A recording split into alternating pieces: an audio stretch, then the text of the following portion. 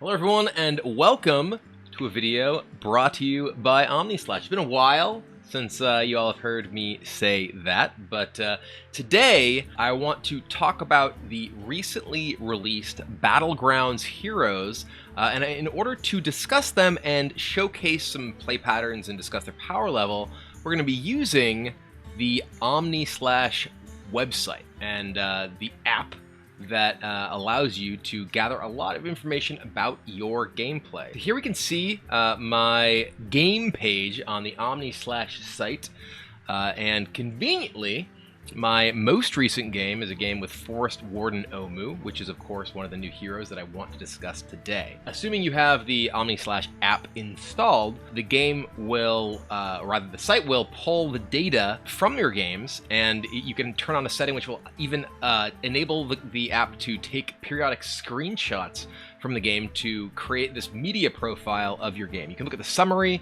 It'll tell you a variety of bits of information, how long the game lasted, minions bought and sold, etc., etc., etc.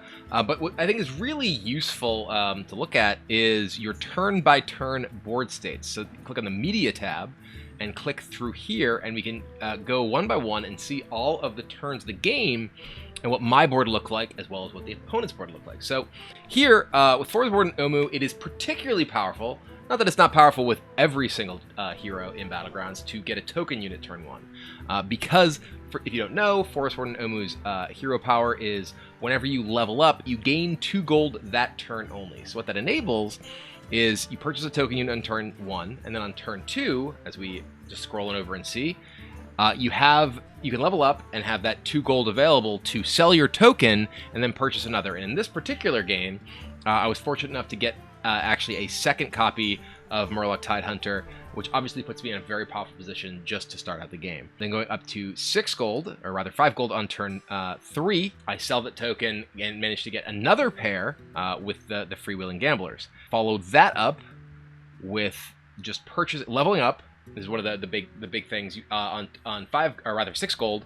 You can spend your 5 gold after having leveled on turn 2, level up, and then still have the 3 gold required to purchase an additional unit. In this case, of course, having a pair of Tidehunters, a pair of Gamblers, and then the spawn is off gives me a very powerful board that can carry me through these early turns.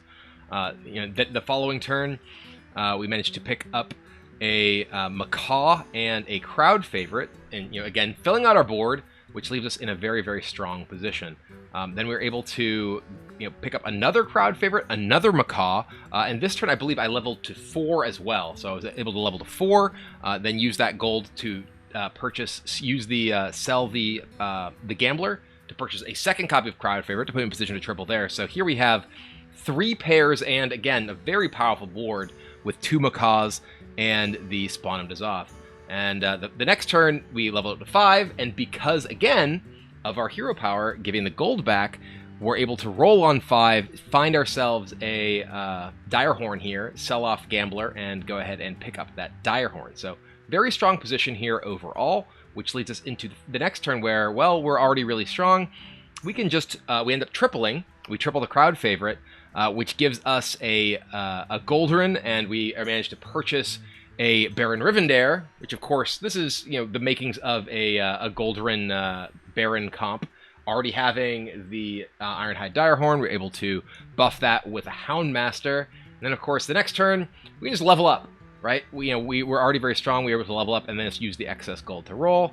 And then, kind of as expected, the remainder of the turns, we find ourselves a Mexna, we find another Baron, and we're able to pick up an Amalgadon, which conveniently gets Divine Shield and Taunt, which allows us to get rid of our Ironhide the next turn, find ourselves a Hydra, and now we're of course extremely powerful with the full-on Baron plus Goldrun, double Macaw, Hydra, as well as a Divine Shield Taunt, and find a triple for the Macaw, another copy of Goldrun, and still have the possibility of tripling our Baron in the hand.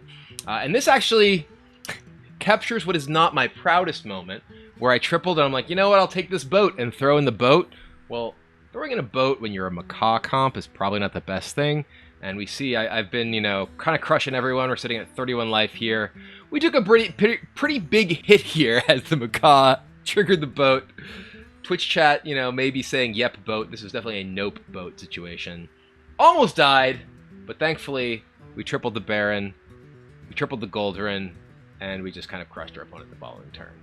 So, yeah, and I think that we, with the sort of showcase of being able to go back through and see what did I do right, what did I do wrong each turn, as well as, you know, identify, you know, the board states in many of these cases of your opponents at the beginning of combat to see, oh, well, what did this person have? If you want to kind of recant your experiences to your friends, it's a great way to be able to go back through, analyze your play, analyze the board states. Obviously, you don't see all of the actual shopping here, so it doesn't give you the ability to necessarily walk back through all of those decisions, but being able to see the basic process of the gameplay and you know, how your board evolved from turn to turn, I think is very valuable, and you can see from a turn-to-turn basis just how powerful Omu is able to get. Because if we could just go back, this is my 9 gold turn, right? This is turn 7.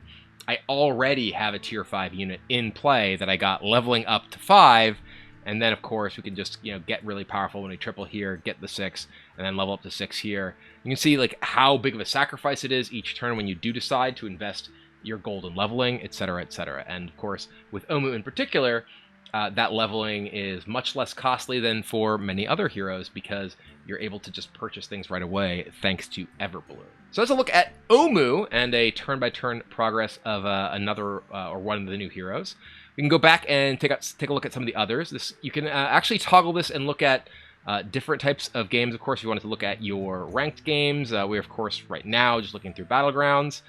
And if you are very proud of your results, oh look, I can decide that I want to share this on my profile here. Here we go, Forest Warden. Oops, let's spell it right. Warden Omu OP. Boop.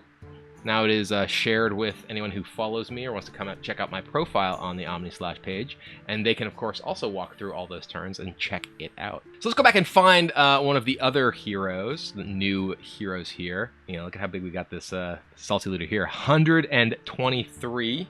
So yeah, we're gonna try and find. I definitely have. Here we go, Jandice. Conveniently a first place game. She's also a very powerful hero. So let's go back and take a look at the game for her. Starting things off with Jandice. And with Jandice, I believe in this particular game, we don't really have necessarily the eyes on it right here. I believe I purchased a deck swabby and then used the Jandice ability to swap. You see that the hero power is on cooldown.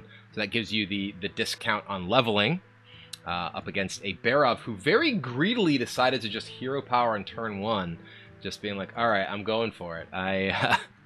This person is definitely looking to make the most of their gambling. Go on through, and we see, I believe this particular turn we chose not to use the hero power. I think the board was actually worse than my selfless hero, which is unusual. But obviously chose that turn to level up, and I believe roll because of the deck swabby. And then here we go. Well, we found ourselves a pogo, and this is kind of the classic Jandice play pattern is that you use your hero power to swap back a pogo that you've purchased and then replay it.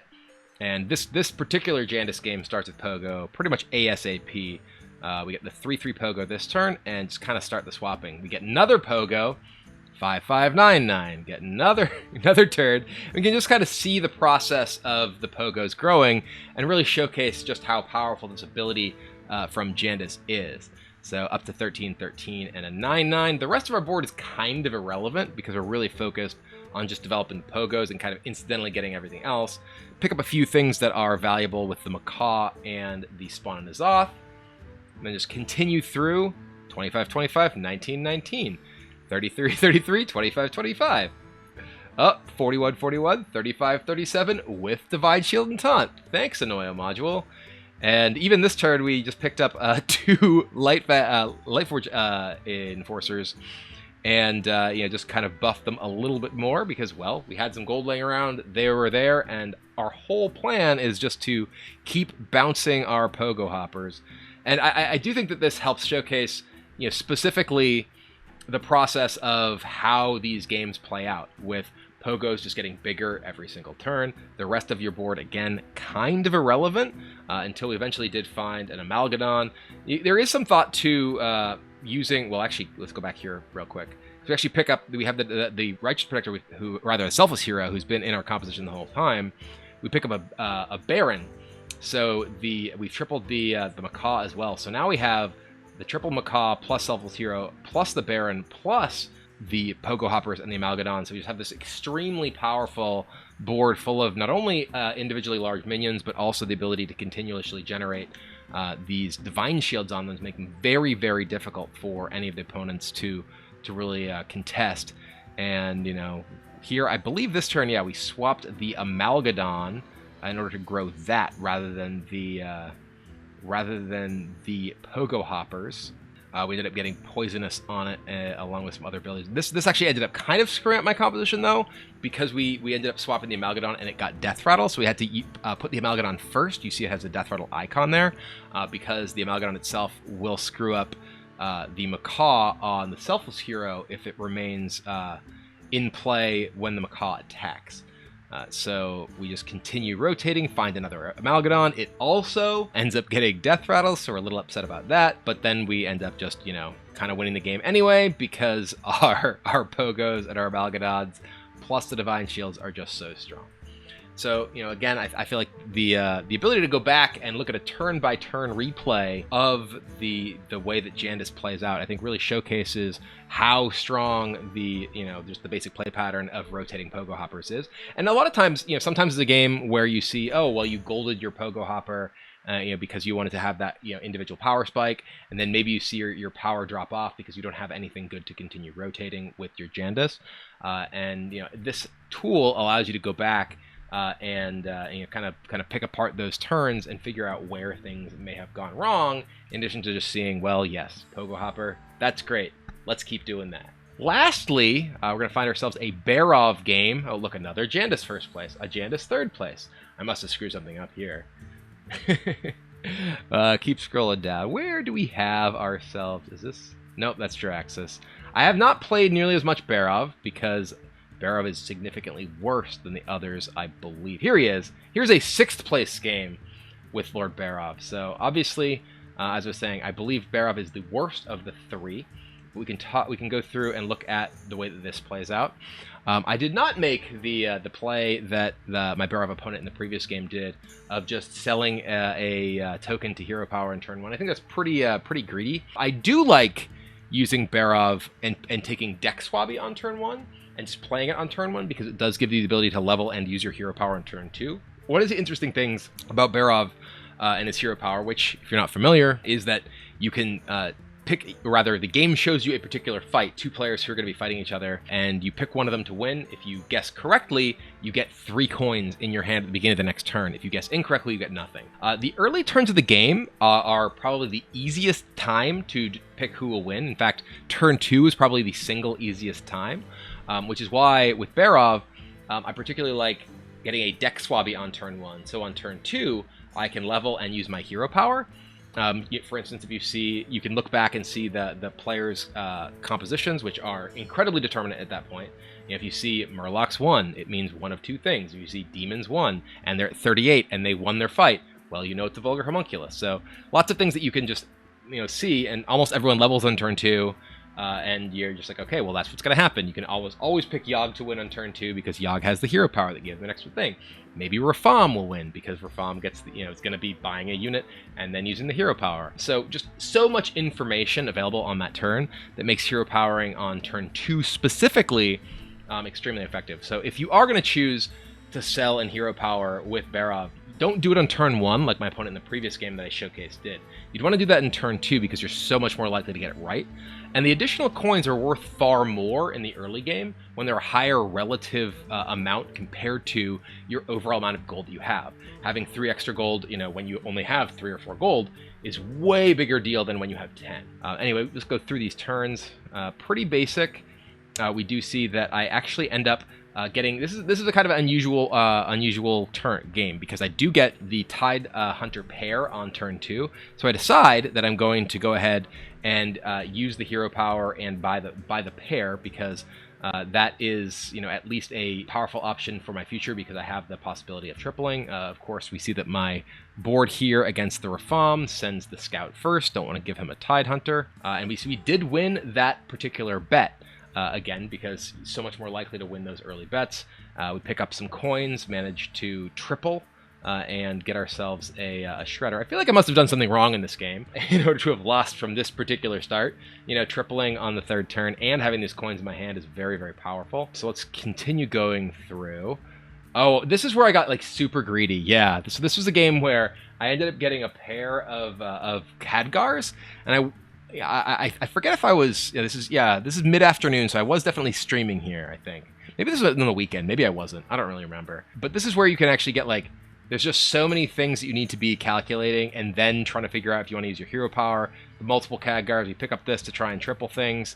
And then, yeah, we actually got Brand, the golden Khadgar. We start tripling things into the Bagurgle, and we pick up a pair of Lightforge, Lightfang. They're Lightfang, right? I keep calling them Lightforge. That's definitely not correct. Lightfang Enforcers. But we're still pretty weak because we only have the small Murlocs. I think I didn't give up on the Khadgar early enough. I think I kept the Khadgar in my composition too long, if I remember. Now that I'm thinking about the game correctly, we see Khadgar probably shouldn't be in my comp at this point, right? Because even with the Bran, the Khadgar is, I'm never going to have space to actually use tokens to continue tripling at this point unless I sell everything off, and I'm not nearly strong enough in order to do that. And, you know, this isn't the Megasaur metagame, right, where you can just immediately triple into a Megasaur board with Murloc tokens, and then, yeah, we end up deciding, okay, well, I'm going to move away from this. And again, that Khadgar is still in my composition. That Khadgar probably should have been sold last turn, and now it's still in my composition this turn, and it's just a 4/4. It's doing nothing else. I don't have anything that spawns units. I decided to put in the two Lightfangs in order to buff these up. But again, this Khadgar should have gone, and this is the sort of thing that going back through your games like this can help you review. It's like, okay, well, now I have this Gold Grubber growing, and it's growing from these, but again, this guy is doing nothing and hasn't for several turns ever since I had the Brand plus Khadgar token to triple into these. So yeah, we see, all right, well, I took a bunch of damage, but and now I tripled again. And here we have, you know, suddenly a giant Cave Hydra because we have the Brand plus Lightfang. But I've already taken so much damage. You know, we took, what is this, 16 damage that last turn. And look at my opponent's board, obviously much stronger than mine because I have 2 2s, 4/4, and a 2/4 in play. You can't survive like that. So we take a ton of damage, try to have a power spike here. But I think, yeah, we actually ended up surviving that turn, but then we ran into someone who was actually very powerful. With Amalgadon already, along with a bunch of Divine Shielded units, and we died. So I as I go back through this, I remember thinking, yeah, this was where I went wrong, and that's one of the things that this review tool can really allow you to do using the OmniSlash app and screenshotting your board each of the turns automatically. So you can go back and review your games and identify, like I just explained to you now. I was like, where did this go wrong? I remember this starting so well. Oh yeah, there it was. It was that I had a 4/4 in play for like 3 turns. I guess it was 2 turns. But those 2 turns can do a lot of damage to you. 16 damage right there, and then just not strong enough, end up losing. And look, I'm even below 10k here. What kind of streamer's below 10k? That's just embarrassing. Anyway, I do think that Barov is obviously the most volatile and most difficult of the 3 of Omu and Jandice to play, the new champions, the new heroes, whatever you want to call them. I guess they're heroes. Heroes in this, champions in League of Legends, they all kind of run together in your brain sometimes. But this I think he is a lot of fun. I think all the new heroes are pretty fun. Even if he is the weakest of them, definitely need to do what you can to try to maximize your chances of winning with him, and don't leave your Khadgar in play. Like a poor little dude, just a 4/4 right here for no reason. He should have been out, something bigger should have been in, and we should have done better than 6th place in this game. And we can go back and figure that out thanks to the OmniSlash app. So anyway, I hope you enjoyed this look at not only the new heroes that came to Battlegrounds pretty recently, and a walkthrough a game of each of them, but also this look at the tools provided by the OmniSlash app and website. So thank you all very much for watching, and I'll see you next time.